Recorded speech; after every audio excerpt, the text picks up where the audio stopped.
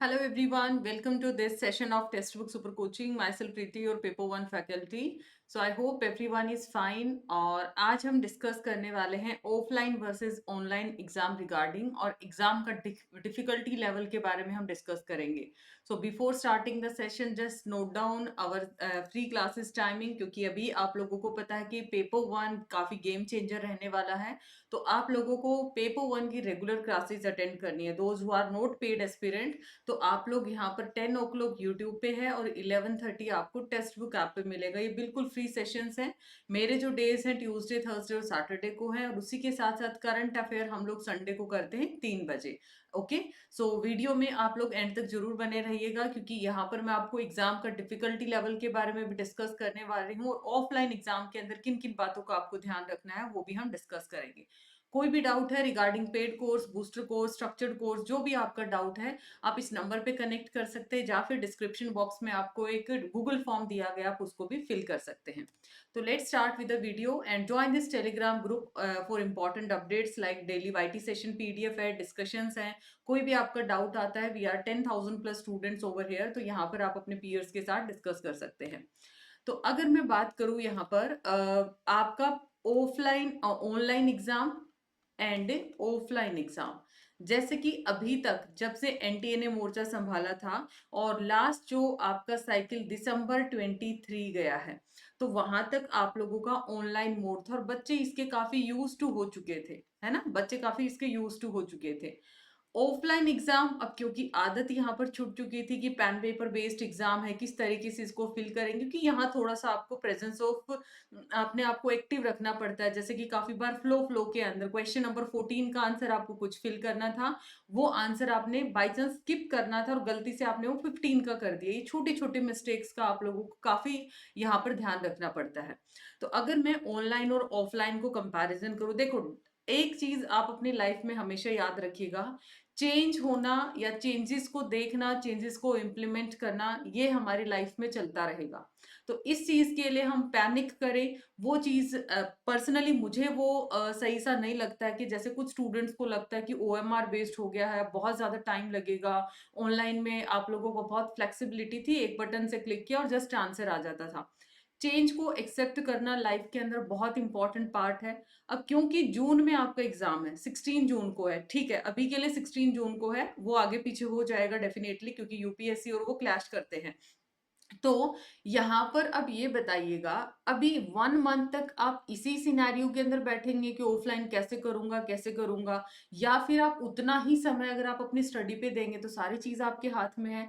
तो I know OMR थोड़ा time consuming रहता है, वहां पर थोड़ी फ्लेक्सिबिलिटी हमें कम रहती है, कंसंट्रेशन हमें ज्यादा वहां पर रखनी पड़ती है, क्योंकि वहां पर मार्क हमें करना पड़ता है. इनकेस एक बार आपने मार्क कर दिया तो दोबारा चेंज करने का ऑप्शन नहीं था. ऑनलाइन में ये था, हम मार्क को रिव्यू कर सकते थे, हम लोग वहां पर देख सकते थे कि कौन सा क्वेश्चन मेरा अभी नहीं हुआ है. तो बहुत सारी चीजें बिफोर हैंड आपको प्रोवाइड की जाती थी. लेकिन हर चीज का अपना फायदा नुकसान है. आप स्टूडेंट का ही फीडबैक होता था. ऑनलाइन एग्जाम के अंदर सिस्टम हैंग हो गया, मेरा माउस वर्क नहीं किया, मेरे स्क्रीन ब्लर, मेरा स्क्रीन इशू था, स्टक किया था, नेटवर्क इशू आया था. तो ये इश्यूज ऑनलाइन में भी आते थे, है ना. तो हर चीज अपना फायदा नुकसान लेके आती है. अभी के लिए तो सबसे पहले माइंड सेट करना है कि ऑफलाइन एग्जाम है और आप ओएमआर शीट के प्रिंट आउट्स ले सकते हैं. ठीक है, गूगल पे आपको ओएमआर शीट का फॉर्मेट मिल जाएगा, उसके प्रिंट आउट या फोटो कॉपीज करवा लीजिए. जैसे ही कोई भी मॉक टेस्ट है, चाहे मैं पेपर वन का लेती हूँ या कोई भी पेपर टू फैकल्टी लेती है, साथ साथ ओएमआर को फिल करना शुरू करो. वो सबसे बेस्ट तरीका है. ये तो है आपका ऑफलाइन का सोल्यूशन. अब नेक्स्ट जो क्वेश्चन मैंने आप लोगों को यहाँ पर बोला है कि क्या जो एग्जाम का लेवल है, ठीक है, क्या जो एग्जाम का लेवल है, डिफिकल्टी लेवल, वो इंक्रीज करेगा या फिर डिक्रीज करेगा. ये चीज तो आप भूल जाइए कि एग्जाम का लेवल आपका कम होने वाला है. एग्जाम का लेवल बढ़ने वाला, और सबसे बड़ा ट्विस्ट आपको पेपर वन में देखने को मिल सकता है.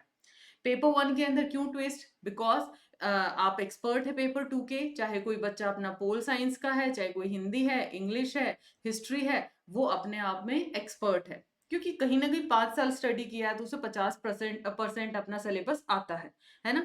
लेकिन पेपर वन एक ऐसा डायनामिक सा है जहां पे हर साल हर साइकिल के अंदर कुछ ना कुछ चेंजेस होते रहते हैं.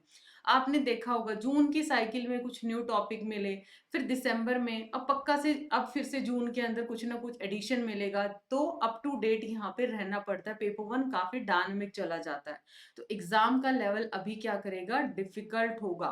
कंपटीशन भी इंक्रीज करेगा। क्यों? यहाँ पर आपके बैचलर जो 4 ईयर वाले स्टूडेंट हैं वो भी पीएचडी के लिए अपना एंट्रेंस में बैठेंगे, एलिजिबिलिटी टेस्ट के लिए। जिसको अपना सिर्फ नेट क्वालिफाई करना वो भी बैठेंगे। ऐसा जरूरी नहीं है हर नेट करने वाला पीएचडी के लिए जाए, हो सकता है उसका अपना अलग एंगल है ना।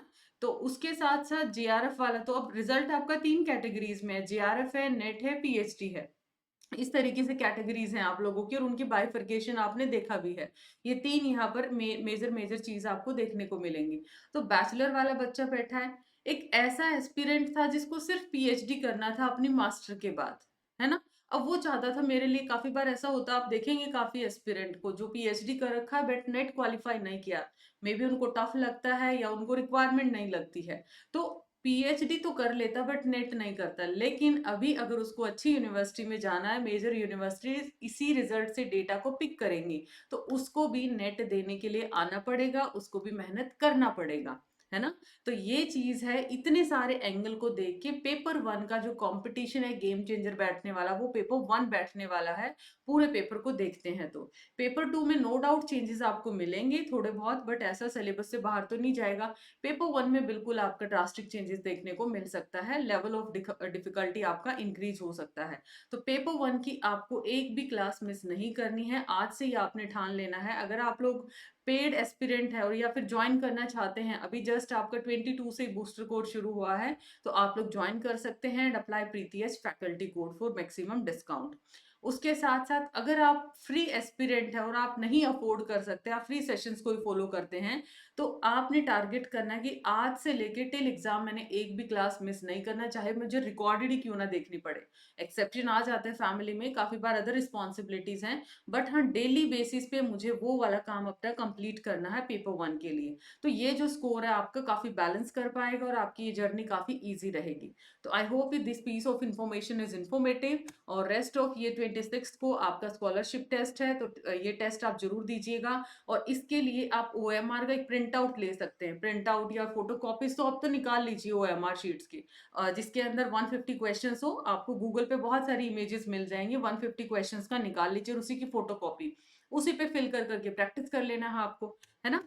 और last but not the list, अभी 27 अप्रैल को 5 बजे नेट पीएचडी और जेआरएफ एस्पिरेंट्स के लिए आ रहा है एक स्पेशल सा surprise, but you have to come sharp at 5 PM on 27 April on text book super coaching YouTube channel. तो सरप्राइज क्या है उसके लिए जरूर ज्वाइन करिएगा सेशन को। Thank you so much, like and share this video. और आप इस पॉइंट पे क्या बोलते हैं कि पेपर वन का जो लेवल है वो इंक्रीज करेगा डिफिकल्टी लेवल या फिर डिक्रीज करेगा? कमेंट सेक्शन में अपना फीडबैक जरूर बताइएगा, बिकॉज आपके एनालिसिस से और ज्यादा बेहतर एनालाइज करने में मदद मिलता है। Thank you so much, take care.